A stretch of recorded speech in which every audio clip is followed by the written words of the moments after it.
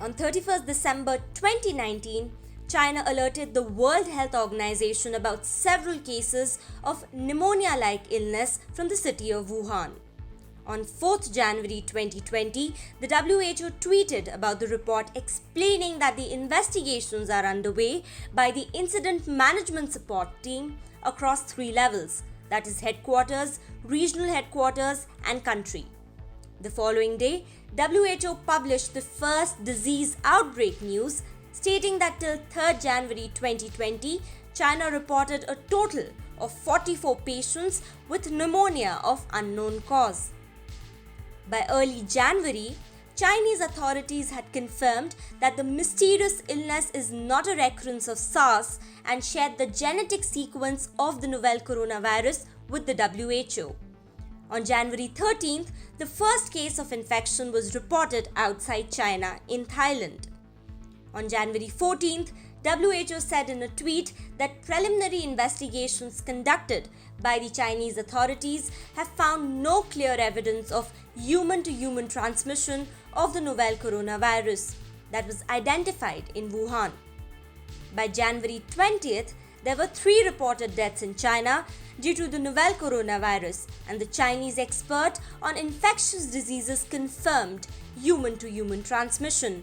WHO confirmed this in a statement published on January 22nd after a claimed 2-day field visit to Wuhan. As Wuhan went into lockdown, WHO maintained that the outbreak does not yet constitute a public health emergency of international concern. On January 30th, WHO's Director General said that the outbreak constituted a public health emergency of international concern. On February 9th, the death toll in China surpassed that of the 2002-3 SARS epidemic with 811 deaths. WHO released the international community's preparedness guidelines for the newly named COVID-19. Finally, on March 11th, WHO declared COVID-19 a pandemic because of the alarming levels of spread and severity. On March 29th, WHO said that in an analysis of 75,465 COVID-19 cases in China, the airborne transmission was not reported. This guidance was updated on July 8th after over 200 health experts urged WHO. After long dismissing the possibility of infected droplets lingering in the air, WHO acknowledged emerging evidence of the airborne spread, particularly indoor and inadequately ventilated spaces. On April 23rd, the WHO warned countries against issuing immunity passports to those who have recovered from COVID-19, saying immunity against potential infection in the future has no scientific evidence. On June 6th, the World Health Organization changed its position on face masks and encouraged people to wear them in crowded places. Initially, WHO guidelines limited mask use to healthcare workers, healthy people taking care of suspected or confirmed COVID-19 cases, and people coughing and sneezing.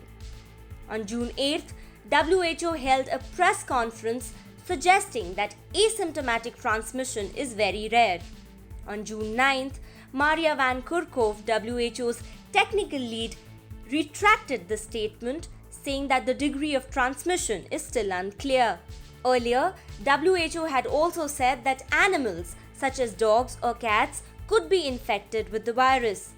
It had removed that section later while maintaining that although animals have been tested positive for COVID-19, there is no evidence of transmission to humans. WHO was still now accused of downplaying the risk imposed by the virus. On June 8th, WHO said it was sending a team of experts to China. The purpose of the visit was identifying the zoonotic source of COVID-19 pandemic. This was announced 7 months after the first cases started emerging in China, 4 months after it was declared a global pandemic that has so far infected more than 12 million people and killing more than 500,000. Global frustration mounted over WHO's alleged Chinese appeasement and its delayed response in the early days. hurting its credibility as a neutral organization. WHO has constantly praised Chinese efforts to contain the outbreak. But it is important to note that while the WHO has responsibility during an infectious outbreak and otherwise, it has little power to enforce preparedness and monitor compliance because of its diplomatic structure and funding mechanism.